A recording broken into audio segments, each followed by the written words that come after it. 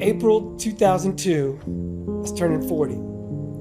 I was sort of asking the universe, like, I want to make a big life change, what should I do? And so I had a birthday party at dawn, and my brother played The Answer Is Blowing in the Wind, and I sort of just set it out there, it's like asking the universe what I should do.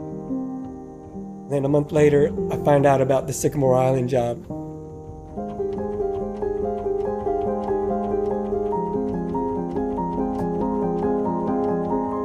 My name's Joe Hage. I'm the caretaker and the only employee of Sycamore Island Canoe Club here on the Potomac River, right near the Maryland D.C. border, that's been here since 1885, like 135 years.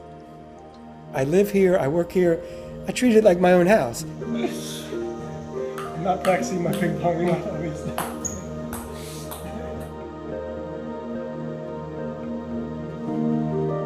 Something about this place is special, almost magical.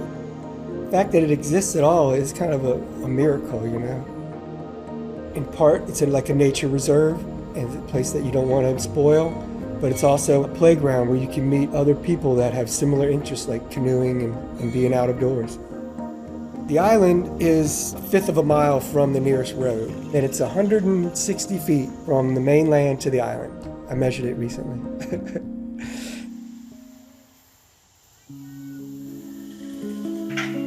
Some people don't like to be here alone, but I really enjoy being here and having the island to myself, to be near nature and the other creatures that inhabit the woods.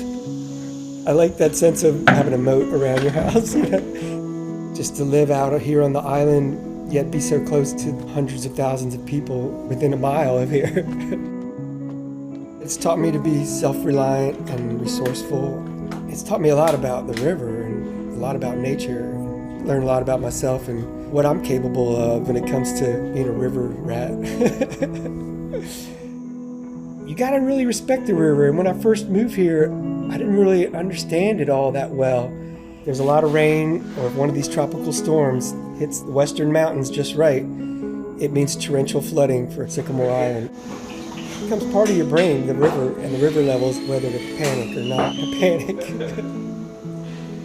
There is a certain energy, like that the river's going up. It's like there's this kinetic energy or something. I don't know what it is, but it's like you can smell the dirt in the water. It's getting higher, and you see the ground disappearing.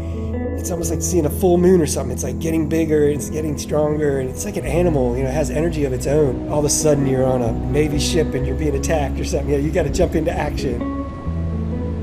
You can almost feel it when it crests, and then it's just kind of high and it's going by. It's got a lot of volume and power, and logs and trees are floating by. But you can kind of relax, it's not getting any higher. And so you can get in your canoe and paddle around the island and do this stuff, like paddle through the canoe shed like you never would normally, and you see how the animals are adapting. You see all the snakes and stuff are on the high ground, or like we had a little fawn that had to run from the flooding one time. It's just kind of a neat time, and no one can come over to the island. It's just me and my wild river.